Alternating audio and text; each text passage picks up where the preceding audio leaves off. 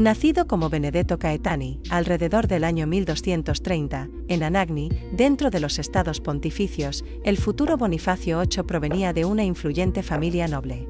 La familia Caetani ya poseía conexiones eclesiásticas y políticas. Desde muy joven, Benedetto fue preparado para el poder. Se educó en derecho canónico y civil, y mostró un talento particular para el uso del derecho como herramienta de dominación. Su ambición era clara, incluso entre los muros silenciosos de las escuelas eclesiásticas, no deseaba servir al trono de San Pedro, sino ocuparlo. Durante su juventud, sirvió como notario papal y más tarde fue elevado al rango de cardenal por el Papa Martín IV. Benedetto observó y aprendió de cerca los juegos de poder entre el papado y las monarquías europeas. Sabía que Roma ya no era un centro espiritual solamente, sino también un actor geopolítico. En este tablero de ajedrez, él no quería ser peón ni alfil, aspiraba a ser el rey, con la tiara sobre la cabeza y las llaves cruzadas como cetros. La ocasión llegó tras la muerte del Papa Celestino V en 1294. Celestino era un místico ermitaño, forzado al pontificado por presiones externas, y rápidamente se sintió incapaz de cumplir su función. Benedetto Caetani, manipulador maestro, supo utilizar esa inseguridad en su favor. Algunos cronistas sospechan que Benedetto presionó e incluso intimidó a Celestino para que abdicara. El anciano monje, derrotado espiritualmente, renunció. Así, Benedetto ascendió como Bonifacio VIII, un papa con dientes afilados bajo el ropaje blanco. Desde el inicio, su pontificado fue una declaración de guerra contra todos aquellos que cuestionaran su autoridad. Bonifacio no concebía un mundo donde el poder temporal estuviera por encima del espiritual, y mucho menos uno en el que los reyes no se doblegaran ante Roma. Uno de sus primeros actos fue ordenar que Celestino V fuera capturado y encerrado, temiendo que pudiera ser reinstaurado como papa por algún enemigo. Celestino murió en prisión años más tarde. Muchos lo consideran un mártir, y otros, un testigo de la crueldad de Bonifacio. Pero la batalla más grande no sería contra un viejo monje, sino contra un rey con ambiciones propias, Felipe IV de Francia, apodado Felipe el Hermoso. Este joven monarca no se dejaba intimidar fácilmente.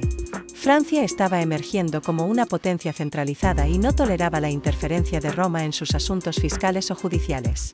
El conflicto comenzó con un tema aparentemente menor, los impuestos. Bonifacio VIII emitió la bula Clericis Laicos, prohibiendo a los reyes gravar a los clérigos sin permiso papal. Felipe respondió bloqueando la exportación de oro y plata de Francia al Vaticano. La tensión escalaba, y el Papa no se replegó. En lugar de buscar conciliación, redobló su ofensiva. A medida que sus enemigos crecían, también lo hacían sus extravagancias. Bonifacio se proclamaba como sucesor directo no solo de Pedro, sino de César. En el año jubilar de 1300, organizó una celebración sin precedentes en Roma. Multitudes acudieron, atraídas por las indulgencias y la grandiosidad. Desde su trono, el Papa saludaba a las multitudes como emperador de un nuevo imperio espiritual. No era un pastor, sino un conquistador de almas y tierras. Pero su estrategia no se limitaba a ceremonias. Bonifacio usaba la pluma como espada. Promulgó la bula Unam Sanctam en 1302, una de las más extremas de la historia papal. En ella declaraba que toda autoridad humana debía someterse al pontífice romano para salvarse. Era una declaración de supremacía total, dirigida directamente contra Felipe de Francia. La guerra es inevitable. Felipe respondió acusando al Papa de herejía, sodomía y brujería. Envió a su poderoso consejero, Guillermo de Nogaret, a Italia con una misión clara: neutralizar a Bonifacio. La batalla que se avecinaba no sería en los campos abiertos, sino en los palacios y catedrales. No serían lanzas ni espadas, sino traiciones, documentos sellados y puñales ocultos. Aún así, Bonifacio se preparaba para la guerra como un general. Reunía aliados, negociaba con casas nobles italianas, y organizaba el aparato eclesiástico como si fuera una máquina de guerra. Este fue el inicio del declive, aunque él no lo sabía.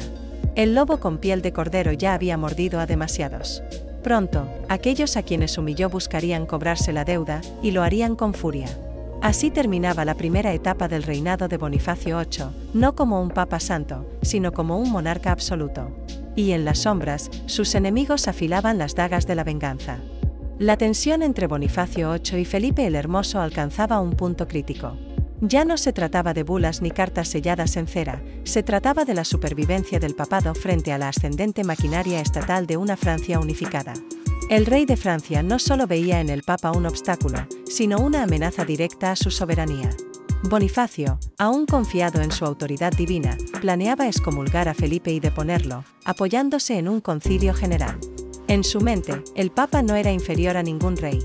Para él, la corona era de Cristo, y la tiara triple del pontífice, superior a cualquier otra. Pero mientras en Roma se escribían decretos, en París se preparaban conspiraciones. Felipe, sabiendo que un ataque directo al Papa podía resultar escandaloso, trabajó desde las sombras. Su instrumento principal fue Guillermo de Nogaret, un jurista sin escrúpulos, astuto y frío como el acero.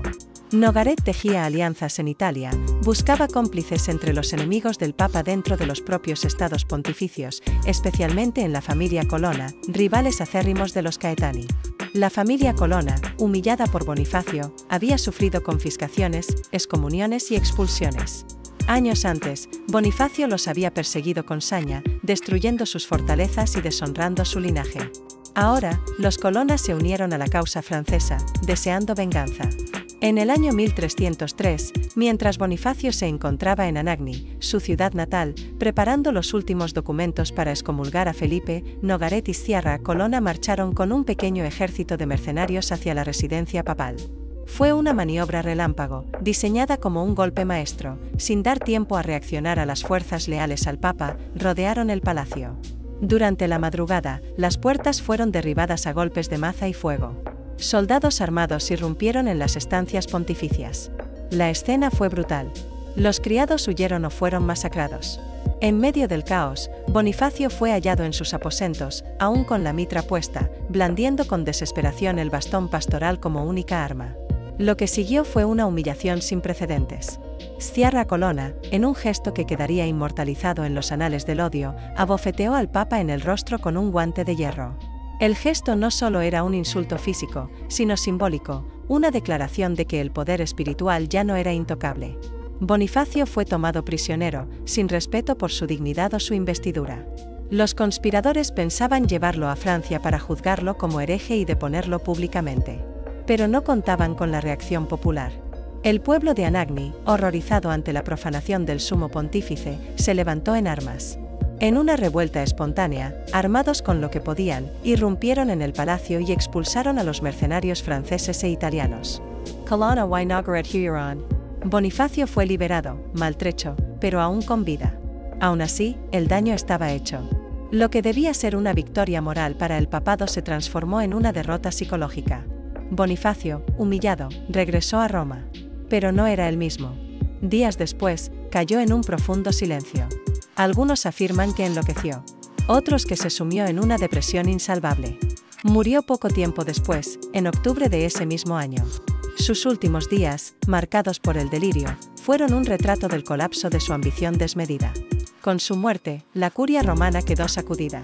Los cardenales, temerosos de Felipe, eligieron como sucesor a Benedicto XI, un papa conciliador que trató de calmar las aguas. Pero la herida estaba abierta. El asalto a Anagni, como sería recordado, marcó el fin simbólico de la supremacía papal medieval. Fue una batalla sin ejércitos masivos, pero con consecuencias monumentales. Era la primera vez que un pontífice era golpeado, capturado y despojado de su aura de inviolabilidad por fuerzas seculares. Los ecos del golpe resonaban en toda Europa. ¿Qué era ahora el papado? ¿El trono de San Pedro o un simple título a merced de los reyes?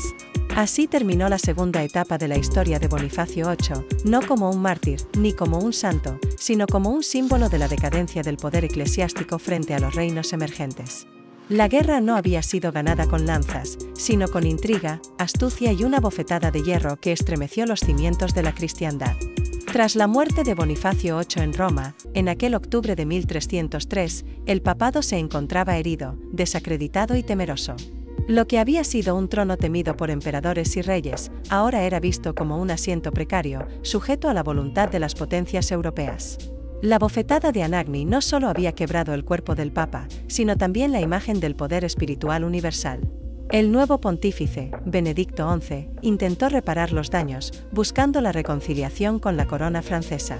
Perdonó a muchos de los involucrados en el atentado contra su antecesor, aunque se negó a absolver a Guillermo de Nogaret y Sciarra Colonna, los principales instigadores. Sin embargo, su pontificado fue breve. Apenas sobrevivió 8 meses antes de morir en circunstancias sospechosas. Algunos decían que fue envenenado, otros que murió por causas naturales. Pero lo cierto es que su desaparición abrió el camino para un cambio sin precedentes. El papado, bajo presión directa del rey Felipe IV, eligió como sucesor a Clemente V, un francés que no se atrevería a contrariar a la corona. Y en una jugada maestra, el nuevo pontífice trasladó la sede del papado desde Roma hasta Aviñón, en territorio controlado por la monarquía francesa. Era el inicio del llamado cautiverio de Babilonia, una época de casi 70 años en que los papas residieron lejos de Roma, dominados por los intereses de Francia. Este desplazamiento no fue simplemente una mudanza geográfica, sino un cambio estructural en el equilibrio de poder. La figura del Papa dejó de ser un árbitro universal para convertirse en un instrumento político más de las grandes coronas europeas. La tiara ya no brillaba con autoridad celestial, sino que era sostenida por manos seculares. Pero los efectos del reinado de Bonifacio VIII no se limitaron al ámbito político. En lo doctrinal, su bula Unam Sanctam siguió generando polémica. La idea de que no hay salvación fuera de la obediencia al pontífice romano sería duramente criticada por futuros reformadores. Algunos verían en ella una muestra de arrogancia teocrática, otros, una advertencia profética del colapso de la unidad cristiana. En lo militar, Bonifacio había intentado reorganizar la defensa de los estados pontificios, pero su legado en ese aspecto fue pobre. Las fortificaciones que mandó construir fueron símbolo de miedo, no de fe. Su política de usar mercenarios para reprimir a sus enemigos italianos solo aumentó la enemistad de las familias nobles, especialmente los Colonna, los Orsini y otras que no perdonaban sus actos de represión brutal. Uno de los eventos menos conocidos pero más reveladores fue la represión a la ciudad de Palestrina, bastión de los Colonna. Bonifacio no solo ordenó sitiarla y destruirla, sino que tras su rendición mandó arrasarla por completo, piedra por piedra, como castigo ejemplar. Fue una táctica de guerra total, impropia de un pontífice, pero lógica en un hombre que ya no distinguía entre cruzada y venganza personal. Esa táctica de terror, más propia de un emperador que de un pastor, fue una de las muchas razones por las que sus enemigos vieron en él a un anticristo disfrazado de santo. En los archivos vaticanos comenzaron a circular, en voz baja, documentos ocultos, cartas interceptadas, informes de espías enviados a las cortes italianas. Bonifacio había creado una red de vigilancia interna que espiaba incluso a sus propios cardenales. Temía conspiraciones, y en parte con razón. Pero el nivel de paranoia al que llegó fue tan extremo que algunos llegaron a llamarlo el Nerón del Tíber. Tras su muerte, hubo un intento, promovido por Felipe IV, de juzgarlo póstumamente por herejía. En un concilio que nunca se concretó del todo, se le acusaba de haber negado la inmortalidad del alma, de practicar la simonía y hasta de invocar demonios. Muchas de estas acusaciones eran probablemente falsas, pero mostraban el nivel de desprestigio al que había llegado la figura papal bajo su mandato. En el plano religioso, se multiplicaron los rumores sobre visiones y castigos divinos. Algunos aseguraban haber visto al alma de Bonifacio arrastrada por demonios, otros decían que su tumba se negaba a cerrarse, y hubo quienes afirmaban que su cadáver se descomponía a una velocidad antinatural. Fuera verdad o mito, esas historias alimentaron la leyenda negra que rodeaba su nombre. Así, el legado de Bonifacio VIII no se mide solo por las bulas que escribió, sino por el terremoto que dejó en la estructura del cristianismo occidental. Su deseo de centralizar el poder en Roma provocó el efecto contrario, la descentralización y debilitamiento del papado. Su intento de dominar a los reyes desembocó en la sumisión de sus sucesores. Su ambición personal abrió la puerta al largo invierno de Aviñón. Y en el recuerdo colectivo de Europa, su nombre quedó como sinónimo de arrogancia, de absolutismo espiritual y de fracaso político. Pero la historia aún tenía una página más por escribir. El nombre de Bonifacio VIII no desapareció con su muerte. Al contrario, comenzó a crecer en las sombras, envuelto en escándalos, herejías acusadas y visiones apocalípticas. Aunque su cuerpo fue sepultado en la Basílica de San Pedro, su memoria se convirtió en una figura espectral que recorría los corredores del poder durante generaciones. Su figura dividía: para unos fue el último papa verdaderamente soberano, para otros, el anticristo vestido de blanco. Felipe IV de Francia no se detuvo. Años después de su muerte, impulsó con fuerza la campaña para condenar su memoria. Su herramienta fue el Concilio de Vienne, convocado por Clemente V en el año 1311. Aunque el juicio contra Bonifacio nunca llegó a concretarse del todo, las acusaciones que se le formularon fueron demoledoras: sodomía, negación de la resurrección, herejía pública, adoración a ídolos, comercio de cargos eclesiásticos y hasta la práctica de magia negra. Nada escapaba al intento de destruir por completo su legado. Guillermo de Nogaret, el cerebro detrás del atentado en Anagni, siguió presionando para que el nombre de Bonifacio fuera maldito oficialmente. Pero no lo logró. La curia, dividida y temerosa, prefirió dejar el juicio inconcluso. Sin embargo, la mancha pública quedó para siempre. En la Divina Comedia, escrita por Dante Alighieri, Bonifacio VIII aparece condenado en el infierno antes incluso de morir. El propio Dante lo coloca en la octava fosa del octavo círculo, entre los simoníacos, enterrado cabeza abajo con los pies ardiendo, símbolo eterno de la corrupción espiritual. Y no era una invención del poeta florentino. Durante su pontificado, Bonifacio fue acusado de vender indulgencias, nombramientos y cargos en la administración de la Iglesia a cambio de oro. Los templos y abadías se convertían en focos de recaudación más que en centros de espiritualidad. Incluso algunos cronistas relatan que mandó fundir cálices sagrados para financiar sus campañas militares contra los Colonna y otras familias rebeldes. Pero su legado más profundo fue la ruptura definitiva entre el poder espiritual y el poder secular. Bonifacio había intentado someter a los reyes bajo la tiara pontificia, proclamando que la espada espiritual estaba por encima de la temporal. Pero lo que logró fue exactamente lo contrario: acelerar el proceso de emancipación de los estados frente a Roma. Tras él, ningún papa volvió a tener el valor, o la arrogancia, de enfrentarse frontalmente a una monarquía. La Edad Media comenzaba a marchitarse, y en su lugar se alzaba un nuevo mundo, donde los reyes se hacían más fuertes y el papado más frágil. El traslado a Aviñón fue solo el principio. Poco después, el gran cisma dividiría a la Iglesia con papas rivales en Roma y en Francia, debilitando aún más la autoridad pontificia. Bonifacio había querido restaurar la gloria de Inocencio III, aquel papa que doblegó emperadores y reyes. Pero en su intento, solo logró mostrar las grietas de un edificio que ya no podía sostenerse. Su obsesión por el poder absoluto fue su condena. Donde otros habían gobernado con sabiduría o temor de Dios, él lo hizo con una voluntad de hierro, una visión imperial y una falta total de autocrítica.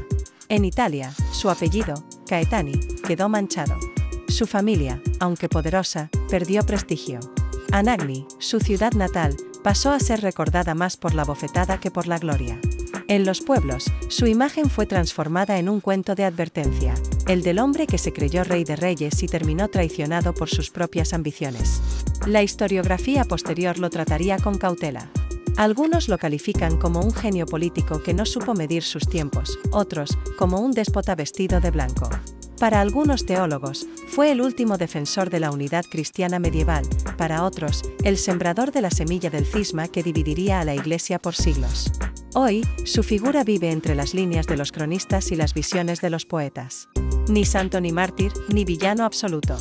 Bonifacio VIII fue una tormenta. Una fuerza que sacudió los cimientos de la cristiandad y en el proceso, se destruyó a sí mismo. Fue el pontífice que marcó el fin de una era. Un trono de oro que se derrumbó al chocar con la corona de hierro de los reyes. Y aunque su cuerpo yace enterrado bajo mármol frío, su nombre todavía arde en la historia como una advertencia de que incluso quien se proclama representante de Dios en la tierra, puede ser derribado por la mano del hombre, cuando su ambición eclipsa su fe.